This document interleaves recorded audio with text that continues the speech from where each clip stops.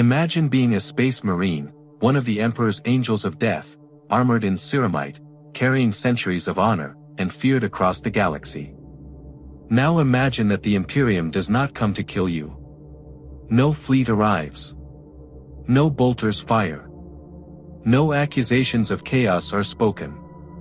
Instead, a single document is stamped, a seal is applied, and suddenly you no longer exist. Your name is removed from Imperial records. Your victories are erased. Your right to be acknowledged as a servant of the Emperor is revoked. In the Imperium of man, there is a punishment far more terrifying than execution, and it is not delivered by a weapon, but by law. This is the story of the Imperial law that didn't kill space marines, it erased them.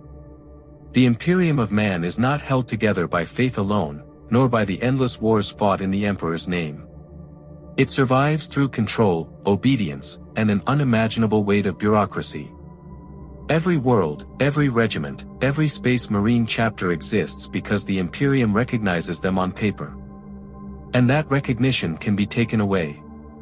The law known as the Lex Ultima was created for moments when open war would be inconvenient, when heroes could not be turned into martyrs, and when destruction needed to be quiet, slow, and absolute.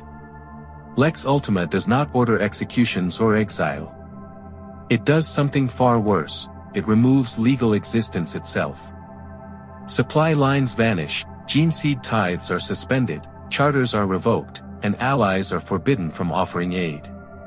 The target is left alive, but cut off from the Imperium, meant to wither into nothing. This law was not unleashed on traitors or heretics, but on a loyal space marine chapter known as the Brazen Vigil. They had not turned to chaos, nor had they betrayed the Emperor. Their crime was far more dangerous in the eyes of Terra, they acted without permission. Operating in distant regions where Imperial authority was weak or absent, the Brazen Vigil made their own decisions, fought their own wars, and answered only to their interpretation of duty. To the High Lords of Terra, this independence was unacceptable.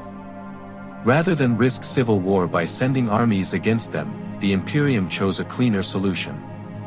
A single jurist was dispatched, armed not with a bolter, but with the power of erasure. What followed would prove a terrifying truth of the Warhammer 40,000 universe, that even space marines can be undone, not by death, but by being forgotten. Lex Ultima exists at the very edge of Imperial authority, a tool designed not for justice, but for control. Unlike most Imperial laws, it was never meant to be enforced openly. It carries no public trials, no declarations of guilt broadcast across the Imperium, and no dramatic purges. Instead, it functions quietly, through administrative decrees and sealed orders passed between the High Lords of Terra. Its purpose is simple, to remove a servant of the Imperium from reality without spilling a single drop of blood. Under Lex Ultima, an individual or organization is not declared guilty, they are declared irrelevant. Their legal identity is revoked, their authority nullified, and their right to be acknowledged by Imperial institutions erased. For a Space Marine chapter, this punishment is catastrophic. The Imperium is the source of everything they need to exist as a chapter: supplies, munitions, recruitment rights, and gene seed legitimacy. Lex Ultima cuts all of this away at once. Forge worlds are forbidden from providing arms. Administrative clerks freeze assets and reroute shipments. Gene seed tithes are suspended, not as a punishment, but as a declaration that the chapter no longer officially exists. Even allies are warned that any cooperation would be treated as sedition. The brilliance, and cruelty, of Lex Ultima lies in its deniability. There is no war to rally around, no battlefield heroics, and no clear villain to fight. To the Imperium, the problem simply disappears from the records. The target is expected to collapse. Under logistical starvation and legal isolation. It is a weapon forged from paper and seals, designed to ensure that when the Imperium wishes something gone, it does not die loudly. It simply fades away, the Brazen Vigil were everything a Space Marine chapter was supposed to be. Their battle records were exemplary, their casualty ratios efficient, and their loyalty to the Emperor unquestioned. They did not consort with Xenos, nor did they dabble in forbidden knowledge. They fought where the Imperium could not easily reach, border regions plagued by endless war, where astropathic communication was unreliable and reinforcements might take decades to arrive. In those forgotten sectors, the Brazen Vigil became the only real authority humanity knew. Their true crime was not heresy, but autonomy. The chapter made decisions without waiting for approval from distant bureaucrats on Terra. They chose targets based on immediate necessity, not strategic doctrines written centuries earlier. To the people they defended, this made them saviors. To the High Lords of Terra, it made them dangerous. An independent Space Marine chapter, one that acted according to its own judgment, represented a crack in the Imperium's rigid hierarchy. In the Imperium of man, loyalty is not measured solely by devotion to the Emperor. It is measured by obedience to the system that claims to speak in his name. The Brazen Vigil obeyed the spirit of their duty, but not the letter of Imperial command. Reports described them as unresponsive, self-directing, and insufficiently compliant. None of these were accusations of treason, yet together they painted a picture of a force that could no longer be controlled. The High Lords faced a dilemma. Openly attacking a loyal chapter risked rebellion, sympathy, and civil war. Doing nothing risked setting a precedent. Lex Ultima offered a third option: erase the problem without admitting it ever existed. The Brazen Vigil were not condemned as traitors. They were simply deemed unnecessary. The Imperial jurist sent to the Brazen Vigil was not an executioner, nor a fanatic. He was a servant of the law, raised to believe that order was the Imperium's greatest weapon. To him, laws were sacred instruments, preserving humanity against chaos and anarchy. He arrived at the Brazen Vigil's fleet not as an enemy, but as an arbiter, convinced that compliance would end the matter cleanly. Chapter Master Halvran was his opposite in every way. Where the jurist spoke in clauses and precedents, Halvran spoke of necessity and survival. He did not deny the accusations of independence. Instead, he justified them. In regions abandoned by the Imperium's slow machinery, waiting for permission meant death. Halvran argued that his chapter had done exactly what they were created to do: protect humanity at any cost. Their confrontation was not violent, but it was tense. The jurist demanded submission, a return to strict compliance, and acceptance of oversight. Halvran refused. Not out of arrogance, but conviction.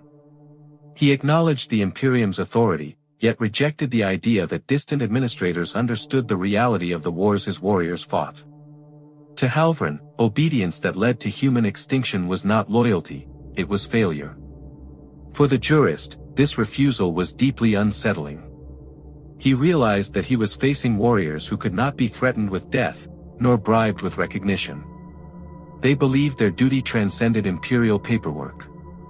In that moment, the jurist understood that the law could compel obedience only from those who accepted its legitimacy. Nevertheless, he carried out his mandate. The seal of Lex Ultima was applied, not in anger, but in cold certainty. Once Lex Ultima was enacted, the dismantling of the Brazen Vigil began immediately. Supply convoys were rerouted without explanation. Requests for ammunition went unanswered. Forge Worlds received sealed notices forbidding all contact. The chapter's founding charter was quietly revoked, as if correcting a clerical error. On data slates across the Imperium, the name Brazen Vigil was replaced with redacted symbols and blank entries. There was no single moment of collapse. Instead, the chapter felt the slow tightening of a bureaucratic noose. Bolters became harder to maintain. Armor repairs were delayed indefinitely. Apothecaries received notice that gene seed tithes were suspended, cutting the chapter off from the cycle that ensured its future. Even astropathic channels grew silent, as official communication was deemed unnecessary for a chapter that no longer existed. The intent was clear. Deprived of resources and recognition, the Brazen Vigil were expected to fracture, surrender, or die out quietly. There would be no glorious last stand, no legends carved into Imperial history. Their extinction would be administrative, not heroic. Yet this quiet cruelty revealed the Imperium's greatest weakness. The Brazen Vigil had spent centuries operating beyond reliable Imperial support. They were accustomed to scarcity, isolation, and improvisation. What was meant to destroy them instead forced them to adapt. Black markets, forgotten allies, and salvaged war gear replaced official supply lines. The Imperium's silence did not kill them. It merely pushed them further into independence. As years passed, reports of the Brazen Vigil grew strange and fragmented. Worlds spoke of gray-armored space marines arriving without heraldry, fighting impossible battles, and leaving without claiming credit or authority. Administrative officials dismissed these accounts as superstition or local myth. After all, the Brazen Vigil no longer existed. The record said so. In truth, the chapter had made a choice. Submission would mean becoming a tool again, bound by orders they believed were disconnected from reality. Open rebellion would mark them as traitors. Instead, they chose exile. They abandoned the need for Imperial recognition entirely, severing the last ties that bound them to Terra's control. They would fight in the Emperor's name, but not in the Imperium's shadow. For the jurist, this outcome was deeply troubling. Lex Ultima was meant to erase threats, not create ghosts. By attempting to unmake the Brazen Vigil, the Imperium had forged something far more dangerous, a Space Marine chapter beyond oversight, beyond control, and beyond law. The jurist came to understand that authority is only effective when it is accepted. Faith, conviction, and duty cannot be legislated into obedience. The Brazen Vigil continue their war in silence, fighting battles the Imperium cannot see and will never acknowledge. Their names are gone from history, but their purpose remains. In trying to erase them, the Imperium proved a terrifying truth, that even its most absolute laws have limits, and that the Emperor's servants do not always need permission to serve. In the end, the story of the Brazen Vigil is not about rebellion or punishment, but about the limits of authority in a galaxy built on fear and control. The Imperium believed that by erasing a name from its records, it could erase the will behind it. It believed that law, stamped with the seals of Terra, was stronger than conviction forged in endless war. But the Brazen Vigil proved otherwise. Stripped of recognition, cut off from supply lines, and denied their place in Imperial history, they did not disappear.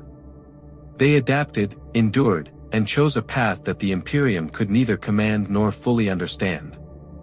For the Imperial jurist, this realization lingered long after the seals were applied and the decrees filed away. Lex Ultima had not restored order.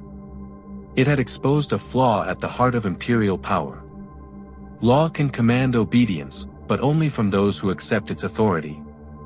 It can erase records, freeze assets, and rewrite history, but it cannot control faith, nor can it extinguish belief. The Imperium had sought silence, and instead created shadows, warriors who fought without banners, without reward, and without acknowledgement. Somewhere in the void, the Brazen Vigil still wage war against horrors humanity may never know existed. They are not celebrated. They are not remembered. Yet they continue to serve in the only way they believe matters. Their names are gone, but their purpose remains, carried forward in every battle they fight beyond the reach of Imperial law. And in that quiet truth lies the greatest irony of all: the Imperium erased them from history, but in doing so, proved that the Emperor's will cannot be confined to paperwork, decrees, or seals. Some servants of mankind will fight on, even when the Imperium itself chooses to forget them.